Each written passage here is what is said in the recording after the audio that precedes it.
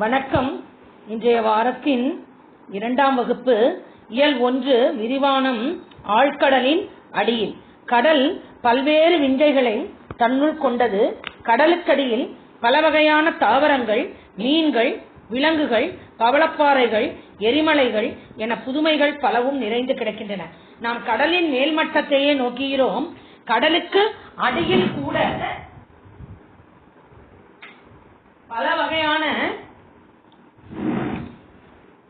பல வகையான பாறைகள், எரிமலைகள், வால்கனோஸ், புதுமைகள் பலவர் நிறைந்து உள்ளது.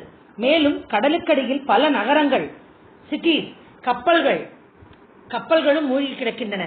ஒரு கற்பனையான நீர்மூழ்கி கப்பலில் சென்று அவற்றை எல்லாம் காண்போம். இந்த பாடம் உங்களுக்கு கடலுக்கு அடியில் என்னென்ன இருக்கின்றது என்பதை நீர்மூழ்கி கப்பல் அதன் மூலம் சென்று காண்பது போல கற்பனை வளத்துடன் கொடுக்கப்பட்டுள்ளது. எல்லாம் கற்பனையே, இது உண்மையல்ல. ஆனால் அந்த கடலுக்கடியில் என்னவெல்லாம் அந்த நீர்மூழ்கி கப்பல் மூலம் அதை காண்கிறோம் என்பதே உங்கள் பாடப்பகுதியாக தரப்பட்டுள்ளது. என் பெயர் பியரி.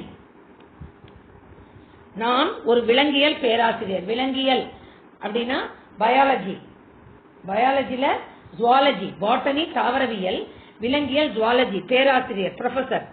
கடலின் அடியில் உள்ள விலங்குகளை பற்றி ஆராய்வதில், கடலுக்கு அடியில என்னென்ன மிருகங்கள் இருக்கோ, அனிமல்ஸ், அதை பற்றி இன்வென்ட் பண்றதுக்காக எனக்கு ரொம்ப இன்ட்ரெஸ்ட், விருப்பம் மிகுதி.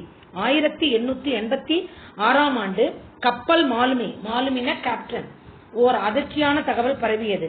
கடலில் செல்லும் பெரிய கப்பல்களை உலோகத்தால் ஆன உடலை கொண்ட, உலோகம் என்றால் மெட்டல், உலோகத்தால் ஆன ஒரு உடலை கொண்ட ஒரு விந்தையான, ஒரு பார்க்க முடியாத அரிய விலங்கு, அனிமல் ஒன்று தாக்குகிறது கடலுக்கடியில் என்று ஒரு செய்தி வந்தது. அந்த விந்தை விலங்கை கண்டுபிடித்து, அது என்ன மாதிரியான விலங்கு என்பதை கண்டுபிடித்து அதை அழிப்பதற்காக அமெரிக்காவின் நியூயார்க் நகரிலிருந்து ஒரு போர்க்கப்பல், வார் ஷிப், போருக்கு கத்தி, கேடயம் அல்லது கன், அது அல்லது பவர்ஃபுல்லான மெட்டல் டிடெக்டர், இந்த மாதிரிலாம் பயன்படுத்துற காலத்துக்கு முன்னாடி போர்க்கப்பல் என்றே இருந்தது. கப்பல் வழியாக போர் செய்யும் முறை. கடல் பயணத்தின் திறமை வாய்ந்த ஃபராஹட் என்பவர் அக்கப்பலின், அவர் மிகவும் திறமை வாய்ந்த கேப்டன் மாலுமி. அந்த போர்க்கப்பலை அவர்தான் செலுத்தினார். ஈட்டி எறிந்து திமிங்கலங்களை, ஷார்க், திமிங்கலம்னா என்ன, ஷார்க், அதை பாடநூல் பக்க எண் 15. வேட்டையாடுவதில் வல்லவரான நெட் என்ற வீரனும் அக்கப்பலில் இருந்தார். இது ஒரு கற்பனை கதை, ஏற்கனவே கூறிவிட்டேன். நீர்மூழ்கி கப்பல் மூலம் கப்பலின் அடியில் என்ன இருக்கிறது என்பதை அறிய முற்பட்டேன்.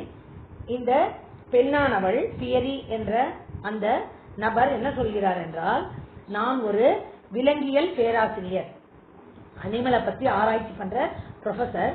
கடலுக்கடியில எப்படிப்பட்ட விலங்குகள் இருக்கின்றன என்பதை ஆராய்ச்சி செய்வதற்காக நான் முற்பட்டேன். அப்பொழுது அந்த இடத்தில் கடலுக்கடியில் ஒரு உலோகம்னா மெட்டல் போன்ற உடம்புடைய ஒரு விலங்கு அனைத்து உயிரினங்களையும் கொள்கிறது என்று கேள்விப்பட்டேன். அது என்ன மாதிரியான விலங்கு என்பதை ஆராய்வதற்காக அமெரிக்காவிலிருந்து நியூயார்க் நகரிலிருந்து ஒரு போர்க்கப்பல் புறப்பட்டது. அதில் கப்பல் மாலுமியாக இருக்கவர் ஃபராஹட் என்பவர். அதை தவிர அவரில் இந்த விலங்குகளை வேட்டையாடுவது, அதாவது ஹண்ட் செய்வதில் மிகவும் கெட்டிக்காரரான நெட் என்ற வீரனும் அக்கப்பலில் இருந்தார்.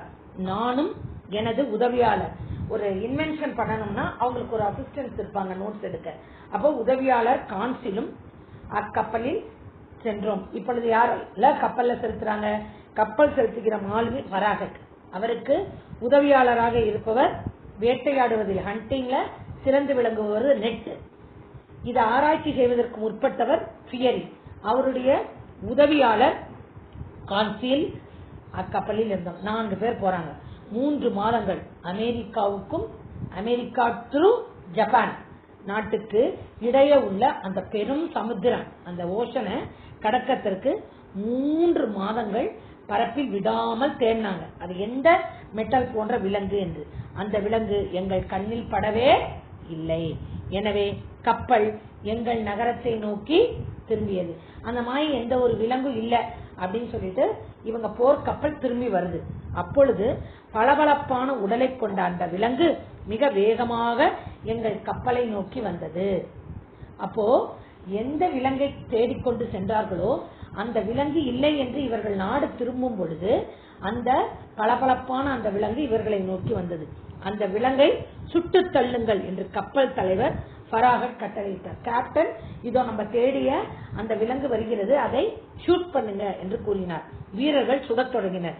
பீரங்கி குண்டுகள் அனைத்தும் அந்த உடலில் துளைக்க முடியாமல், ஏனென்றால் அது ஒரு இரும்பாலானது, நெட் வலிமை வாய்ந்த ஈட்டுகளை ஏய்ந்தார். அவற்றாலும் அவ்விலங்கை எதுவும் செய்ய முடியவில்லை. ஏனென்றால் அது விலங்கல்ல. அது என்ன பின்னால் பார்க்கலாம். அந்த விலங்கு நீரை பீச்சியபடி எங்கள் கப்பலின் மீது வேகமாக மோதியது. நாங்கள் கப்பலில் இருந்து அந்த வேகத்திற்கு கடலில் அவர்கள் தூக்கி எறியப்பட்டார்கள். நான் அப்படியே மயக்கமடைந்து போனேன். நான் கண் விழித்த பொழுது அந்த மெட்டலிலான அந்த கொடிய விலங்கின் மீது படுத்திருந்தேன். அந்த விலங்கு மேல யாரு? அந்த பியரி என்பவள் படுத்திருந்தார். எனக்கு முன்னால் எனது உதவியாளர் கான்சீலும் நெட்டும் அமர்ந்திருந்தார். நாம் தேடி வந்த விலங்கு இதுதான். உண்மையில் இது விலங்கல்ல, அது நீர்மூழ்கி கப்பல். அது நீரிற்கு அடியிலேயே செல்லும் கப்பல் என்றார் நெட். நாங்கள் அந்த நீர்மூழ்கி கப்பலின் மீது வேகமாக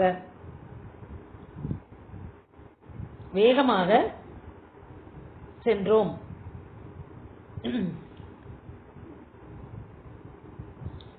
அங்கே உள்ளே இருப்பவர்களை உதவிக்கு அழைத்தோம். நீண்ட நேரத்திற்கு பிறகு, கடலுக்கு அடியிலேயே அது செல்வதால் நீண்ட நேரத்திற்கு பிறகு மேல் பக்கத்தில் இருந்த மூடி திறக்கப்பட்டது. அவுட் சைட் டாப்ல உள்ளே இருந்து வந்தவர்கள் எங்கள் மூவரையும் பிரிசன், எங்களை சிறப்பிடிச்சிட்டாங்க, அறைக்குள் வைத்து பூட்டினர். மறுநாள் காலை கப்பல் தலைவர் எங்கள் அறைக்குள் வந்தார். அந்த கப்பலை செலுத்தும் கேப்டன் இவர்களை காண இவர்கள் அடைத்து வைக்கப்பட்டிருக்கும் அந்த அறைக்கு வந்தார். தமது பெயர் நெமோ என்றார். அவர் தம்மை அறிமுகப்படுத்தினார். நாட்டிலஸ் என்னும் இந்த நீர்மூழ்கி கப்பலை ஒரு விந்தையான விலங்கு என்று நான் எல்லோரையும் நம்ப வைத்திருக்கிறேன். இந்த மாதிரி கடல்ல பிரயாணம் செஞ்சவங்க எல்லாம் இத விலங்குங்கிற மாதிரி நான் தான் அவங்கள பயமுறுத்தினேன். இது உண்மையை தெரிந்து கொண்ட நீங்கள் எக்காலத்திலும் இங்கிருந்து விடுதலையாக முடியாது. ஏனென்றால் இது விலங்கு என்று யாரும் அச்சப்பட்டு வரமாட்டார்கள். நீங்கள் இது ஒரு கப்பல் என்று அறிந்து கொண்டீர்கள். யார் மூலமாக? அந்த நெட், அதாவது வேட்டையாடுவதில் வல்லவரான அந்த மாலுமியின் துணையாக வரப்பட்ட நெட் என்பவரால். இந்த உண்மையை அறிந்ததனால் நான் உங்களை சிறைப்படுத்தி விட்டேன். நீங்கள் வெளியில் சென்று இது விலங்கல்ல என்று கூறிவிடுவீர்கள். எனவே உங்களை நான் விடமாட்டேன். இந்த நீர்மூழ்கி கப்பலிலேயே நான் உருவாக்கி வைத்துள்ளேன். இங்கே எனக்காக ஒரு தனி உலகம், ஒரு ஸ்பெஷல் வேர்ல்டு. உலகத்திற்கு வெளியில எப்படி இருக்குமோ அது போல நீர்மூழ்கி கப்பலுக்குள்ளேயே அவர் ஒரு உலகம் போன்று அமைத்து வைத்திருக்கிறார்.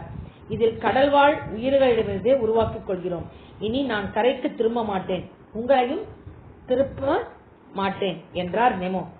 உடனே அதை தேடி, விலங்கு என்று தேடி வந்த அந்த யாரு, பியரி மற்றும் அவனுடைய உதவியாளர் கான்சீல் மற்றும் நெட், இவர்கள் மூவர்களும் பீதி அடைஞ்சாங்க, பயந்துட்டாங்க. இந்த கப்பலில் இருந்து எப்படியாவது தப்பிவிட வேண்டும் என்று நாங்கள் பிளான் போட்டுட்டாங்க. ஆழ்கடலுக்கு அடியில் நீர்மூழ்கி கப்பல் எங்களுக்கு பயணம். எப்பொழுதுமே கடலுக்கு அடியில் வேகமாக அந்த கப்பல் பயணம் தொடங்கியது. அந்த நீர்மூழ்கி கப்பலினுள் எல்லா இடங்களுக்கும் செல்ல எனக்கு நெமோ இசைவு அளித்திருந்தார். நெமோனா அந்த நீர்மூழ்கி கப்பலின் கேப்டனான நெமோ அந்த நீர்மூழ்கி கப்பல் உள்ளே எங்கு வேணாலும் செல்லலாம், ஆனால் கடலுக்கு மேலே சென்று நீங்கள் உங்கள் உலகத்துக்கு செல்லக்கூடாது என்று ஆணையிட்டிருந்தார். கப்பலில் மிகச்சிறந்த நூலகம் என்றால் லைப்ரரி ஒன்றும் மிகப்பெரிய அருங்காட்சியகம் மியூசியம் இருந்தது. பாடநூல் பக்க எண் 16. ஒரு அரிய அறிவு கருவூலங்கள் நாலேஜபிள் பேங்க் மாதிரி யாருக்கும் பயன்படாமல் ஆழ்கடலில் மூழ்கி கிடக்கு. இவ்வளவு நல்ல நூல்கள் எல்லாம் இந்த கடலுக்கு அடியில இருந்தா யாரால இங்க வந்து படிக்க முடியும் என்று வருந்தினார். இந்த கப்பல் எந்த கடலில் எந்த பகுதியில் இருக்கிறது, கடலுக்கடியில் எவ்வளவு ஆழத்தில் இருக்கிறது ஆகியவற்றை துல்லியமாக காட்டும் ஸ்கிரீன் ஒண்ணு இருந்தது. ஏன்னா அவங்க கடலுக்கு அடியில் இருப்பதனால அவங்க எங்கே இருக்காங்க என்று தெரியறதற்கான வசதிகளும் அந்த கப்பலில் செய்யப்பட்டிருந்தன. இந்த கப்பல் செல்வதற்கான ஆற்றல், இதனுடைய பவர், இது மூவ் ஆறதுக்கு எங்கேருந்து பவர் வருகிறது என்று நெமோவிடம் கேட்டேன். இந்த கப்பல் செல்வதற்கும் இங்குள்ள விளக்குகள் எரிவதற்கும் தேவையான மின்சாரத்தை தயாரிக்கும் கருவிகள், உள்ளேயே எலக்ட்ரிசிட்டி பவர் கொடுக்கறதுக்காக அடிக்கடல்ல போறப்போ இருட்டா இருக்கிறப்போ அந்த கப்பலுக்குள்ள விளக்குகள் எரிவதற்கும் மின்சாரம் அளிப்பதற்கும் ஒரு மின்சார இணைப்புகள் உள்ளன. கப்பலை ஆழத்துக்கு கடல் மேல் மட்டத்துக்கும் எப்படி கொண்டு செல்கிறீர்கள் என்று அந்த நெமோவிடம், அதாவது நீர்மூழ்கி கப்பலின் கேப்டனிடம் கேட்கிறார். இந்த கப்பலில் மிகப்பெரிய நீர்த்தொட்டிகள் வாட்டர் டேங்க்ஸ், அவற்றை தண்ணீரை நிரப்பும் போது கப்பல் கடலுக்கு அடியில் செல்லும். அந்த தண்ணீரை எந்திரங்கள் வெளியேற்றும் பொழுது கப்பல் எடை குறைவதால் கடல் மட்டத்திற்கு மேலே வந்துவிடும் என்று விளக்கினார் நெமோ. எல்லாம் சரி, நாம் அனைவரும் அடியில போனாலும் சரி, வானத்திற்கு மேல ஹைல போனாலும் சரி, நம்மளுக்கு பிரீத்திங் ப்ராப்ளம், மூச்சு விடும் ஒரு அபாயம் வரும். மூச்சு விட எளிதில் முடியாது. அதை சரிப்படுத்த என்ன செய்வீர்கள்? சில நாட்களுக்கு ஒருமுறை கப்பல் கடல் மட்டத்திற்கு மேலே வரும் பொழுது அதன் மேல் மூடியை திறந்து காற்றை புதுப்பித்துக் கொள்வோம். அது மட்டுமல்லாமல் அதை ஓபன் பண்ணி அதுக்குள்ள காற்றை ஃபுல்லா விட்டுருவாங்க.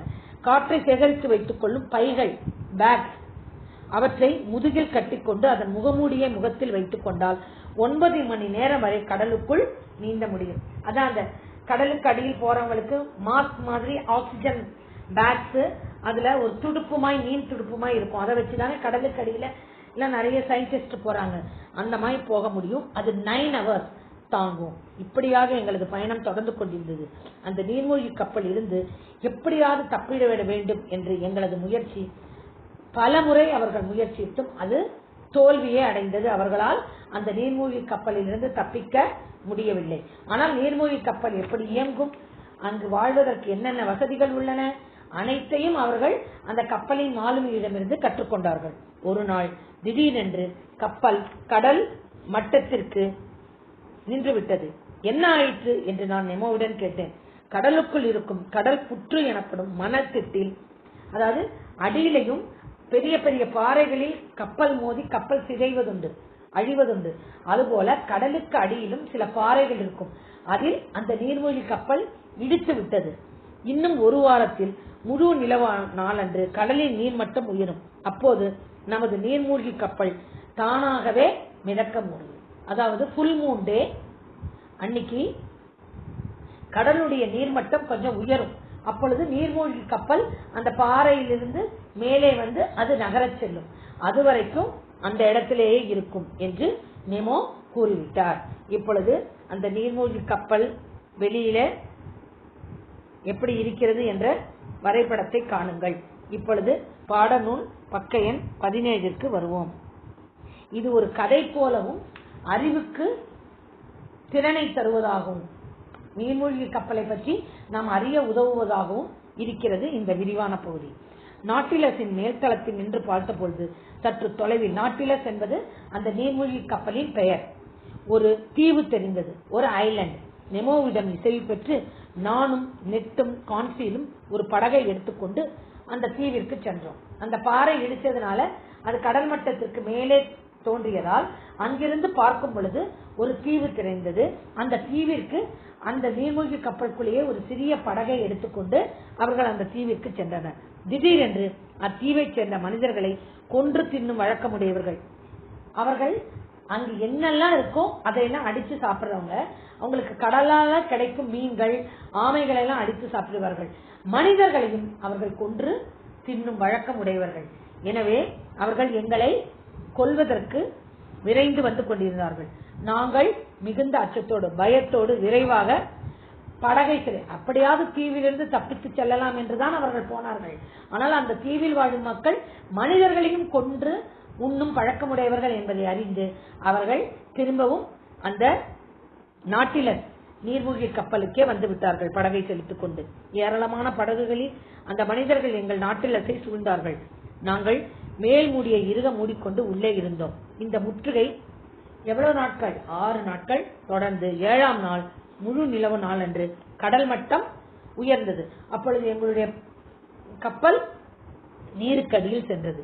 இப்போது நாம் மூடியை திறந்து காற்றை புதுப்பித்துக் கொண்டு நமது பயணத்தை தொடங்கலாம் என்றார் நெமோ.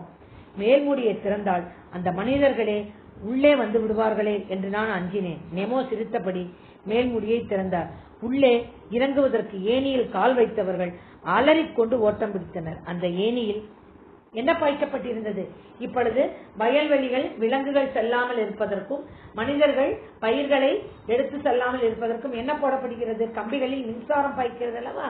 அதுபோல அவர்கள் ஏறும் ஏணிகளில் மின்சாரம் பாய்க்கப்பட்டிருந்ததால் அனைவரும் ஏறியவர்கள் அனைவரும் அலறி அடித்துக்கொண்டு ஓட்டம் பிடித்தனர். இந்த ஏணியில் மின்சாரம் பாய்ச்சிருந்தார் நெமோ. அவ்வளவு பாதுகாப்பாக அந்த நாட்டில் அவர் அமைத்திருந்தார். யார்? நெமோ. அதன் பிறகு நாங்கள் காற்றை புதுப்பித்துக் கொண்டு பயணத்தை தொடர்ந்தோம். பல நாட்கள் பயணத்திற்கு பிறகு இந்தியாவுக்கும் இலங்கைக்கும் அருகில் நாட்டில் சென்று கொண்டிருந்தது. இது முத்துக்குளிக்கும் தொழில் சிறப்பாக நடைபெறும் இடம் என்பது உங்களுக்கு தெரியுமா? இந்த ஆண்டுக்கான முத்துக்குளிக்கும் பருவம் இன்னும் தொடங்கவில்லை என்றாலும் நாம் காற்றுப்பைகளை கட்டிக்கொண்டு சென்று கொஞ்சம் முத்துச்சிப்புகளை சேகரித்து வருவோமா என்று கேட்டார் நெமோ. அந்த இடத்தில் தூத்துக்குடி, அங்குதான் முத்துக்குளியல், அந்த முத்துக்குளியல் பருவம் என்று சிலது உள்ளது.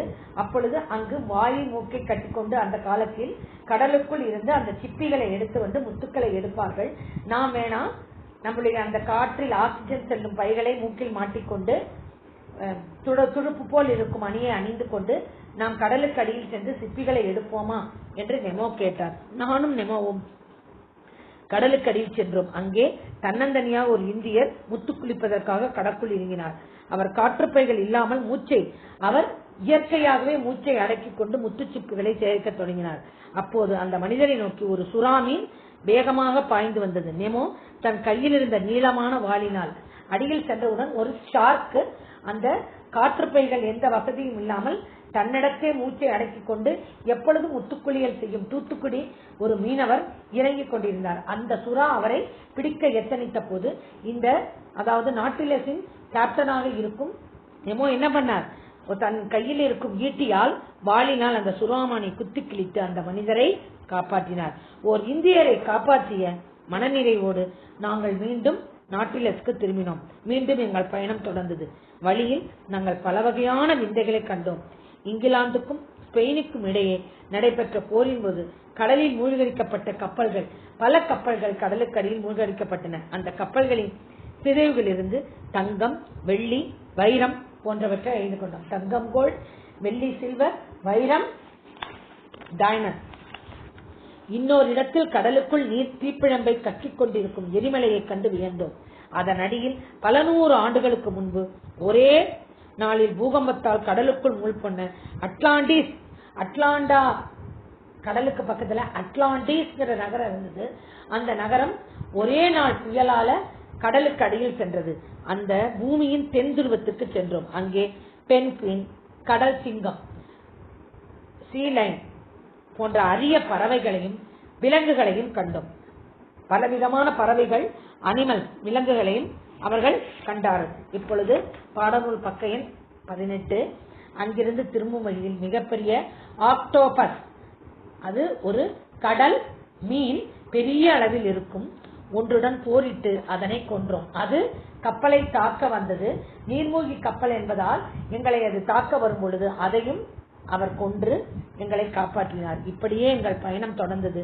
நாள்கள் கடந்தன. மீண்டும் நிலப்பரப்பை அடைய முடியும் என்ற நம்பிக்கையை நாங்கள் இழந்துவிட்டோம். இனிமேல் அவருடன் நாங்களும் கப்பலிலேதான் செல்ல வேண்டும் என்ற முடிவுக்கு நாங்கள் வந்துவிட்டோம். ஏனென்றால் நீர்மட்டத்திற்கு மேலே அவர் எங்களை அனுப்பவில்லை. ஒரு நாள் தொலைவில் கரை ஒன்று தெரிந்தது. இன்று எப்படியாவது தப்பிவிட வேண்டும் என்று நாங்கள் மூவரும் எண்ணினோம். அதன்படி கப்பலுடன் இணைந்திருந்த சிறிய படகு ஒன்றில் ஏறினோம். அப்போது நாட்டில் ஒரு பெரும் கடல் சுழலுக்குள், கடல் சுழல்னா இந்த ஆற்றல் எல்லாம் சுழல் வந்து மனிதர்களை எல்லாம் மண்ணுக்குள் இழுப்பது போல கடலிலும் சுழல் இருக்கும். அந்த சுழலில் அந்த கப்பல் மாட்டிக்கொண்டது. அதை மீட்பதற்காக படகும் சுழலில் சிக்கிக் கொண்டது. அதன் மேல்தளத்தில் நின்று கொண்டிருந்த நாங்கள் மூவரும் கடலில் தூக்கி வீசப்பட்டோம். நாங்கள் கண் விழித்த போது நார்வே நாட்டு கடற்கரையில் மீனவர் ஒருவர் குடிசையில் இருந்தோம். எப்படியோ நீந்தி அந்த கடல் அலைகளால் முந்தி நார்வே நாட்டிற்கு வந்து விட்டோம். அதன் பிறகு நாட்டிலஸ்க்கு என்ன நேர்ந்தது, அந்த நீர்மூழ்கி கப்பலுக்கு என்ன நேர்ந்தது, அதில் இருக்கும் அந்த கேப்டனுக்கு என்ன நேர்ந்தது என்பதை பற்றி நாங்கள்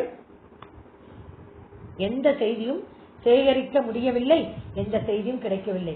அந்த சுழலில் நீர்மூழ்கி கப்பல் மாட்டிக்கொண்டதால் அந்த படகில் அவர்கள் ஏறிய பொழுது அந்த படகு சுழன்று சுழன்று அவர்களை கடலில் தள்ளிவிட்டது, ஓஷன்ல. அந்த கடலில் இருந்து கண்விழித்து பார்த்த போது நார்வே நாட்டில் ஒரு மீனவர் குடும்பத்தில் இவர்கள் எல்லாம் காப்பாற்றப்பட்டிருந்தார்கள்.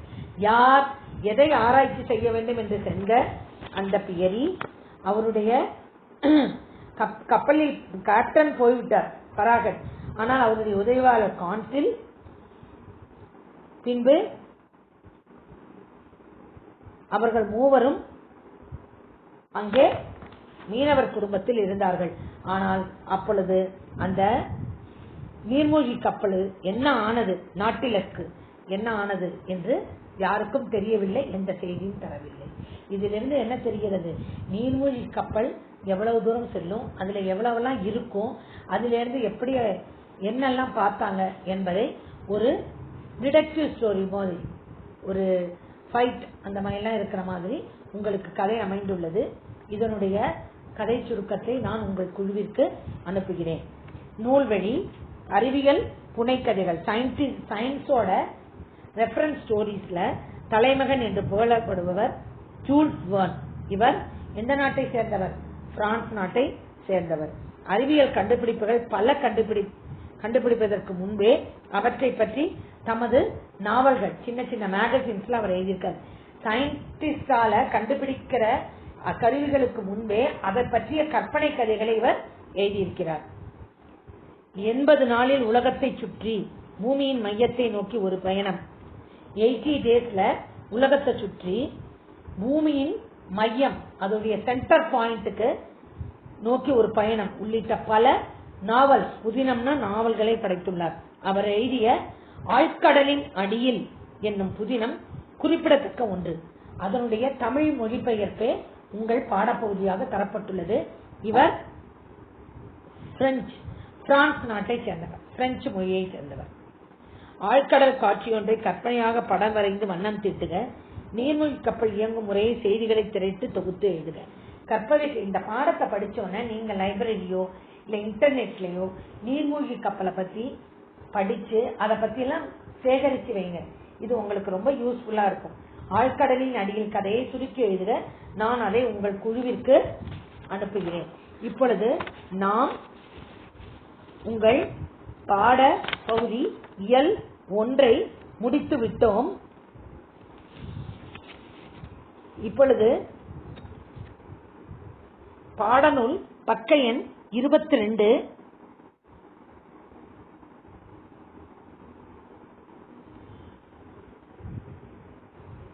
அறிந்த காலம் 3 வகைப்படும். அவை இறந்த காலம், நிகழ்காலம், எதிர்காலம். நடந்த செயலை குறிப்பது எதிர்காலம், பார்த்தான், ஆடினான், பறந்தான். நடக்கும் செயலை குறிப்பது நிகழ்காலம், பார்க்கிறான், ஆடுகின்றான், பறக்கின்றது.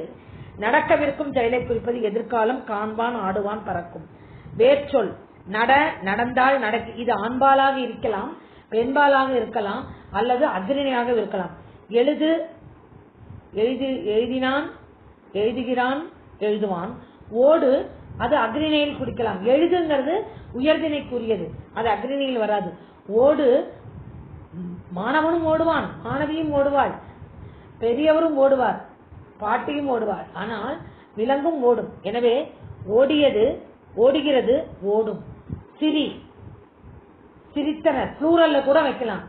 இது ஆண்பால் ஒருமைப்பன்மை, பெண்பால் ஒருமைப்பன்மை, அக்ரிணை ஒருமைப்பன்மை, எதுல வேணா வைக்கலாம்.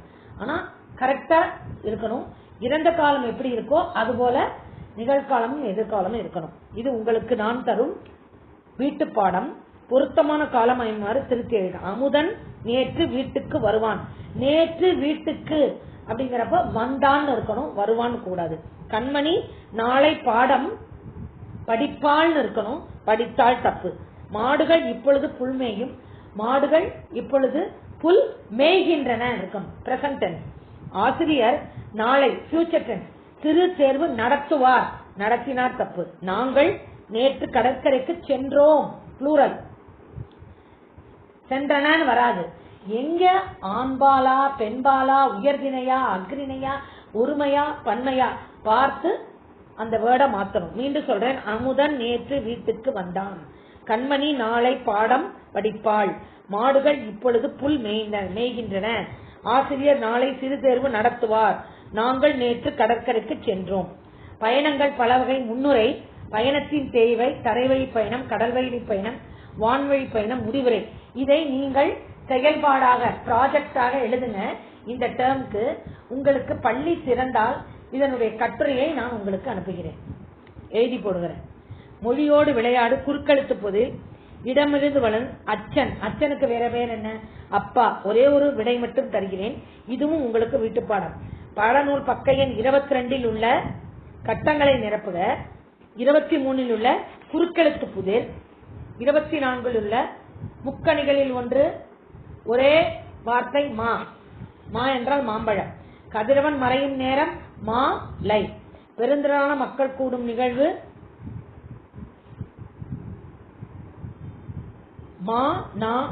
மாநாடு. எழுத்துக்களை ஒலிக்க ஆகும் கால அளவு மா இத்தீரை. அளவில் பெரிய நகரம் மா நகரம். எல்லாமே மால வரணும், அதனால அது கொடுத்திருக்காங்க. அடுத்தது பாடநூல் பக்க எண் 24. அதில் கலங்கரை விளக்கம் லைட் ஹவுஸ், பெருங்கடல் ஓஷன், கலைச்சொல்லை படிக்கிறேன். கப்பல் தொழில்நுட்பம் மெரைன் டெக்னாலஜி, கடல்வாழ் உயிரினம் மெரைன் கிரியேச்சர், நீர்மூழ்கி கப்பல் சப்மரைன். சப்மரைன் தான் நீர்மூழ்கி கப்பலின் பெயர். துறைமுகம் ஹார்பர், புயல் ஸ்டார்ம், மாலுமி செயலர், நங்கூரம் ஆன்சர், கப்பல் தளம் ஷிப்யார்ட். கப்பல் தளம் ஷிப்யார்ட். இதையெல்லாம் நீங்கள் படித்து கற்றுக்கொள்ளுங்கள். இத்துடன் இயல் 1 2ஆம் பருவம் முடிந்தது. இதனுடைய கொடுத்த பயிற்சிகளை சென்ற வாரமே கொடுத்தேன், நீங்கள் முடிக்கவில்லை. தயவு செய்து முடித்து விடுங்கள். உங்களுக்கு விடைகளையும் நான் குழுவிற்கு அடுத்த வாரம் முதல் வகுப்பு முடிந்தவுடன் அனுப்புகிறேன். வரும் வாரத்தின் சனிக்கிழமை உங்களுக்கு வகுப்பு தேர்வு இருக்கிறது, திருப்பு தேர்வு. அதனுடைய பாடத்திட்டமானது இயல் 1 செய்யுள் 1 2 மற்றும் இலக்கணம். அதை படித்து வரவும் பாடநூல் பயிற்சிகளையும் படிக்குமாறு கேட்டுக்கொள்கிறேன். இயல் 1 கலங்கரை விளக்கம் செய்யுள் 1 கவின்மிகு கப்பல். இதனுடைய மனப்பாட பகுதியான வானம் ஊன்றிய மதலை போல அதுவும் படிக்க வேண்டும். பாடநூல் பயிற்சிகளையும் படிக்க வேண்டும். அதை தவிர இலக்கணமாகிய இலக்கிய வகை சொற்கள், இலக்கண வகை சொற்களை படிக்க வேண்டும். இத்துடன் இந்த வகுப்பை முடித்துக் கொள்கிறேன். நன்றி, வணக்கம்.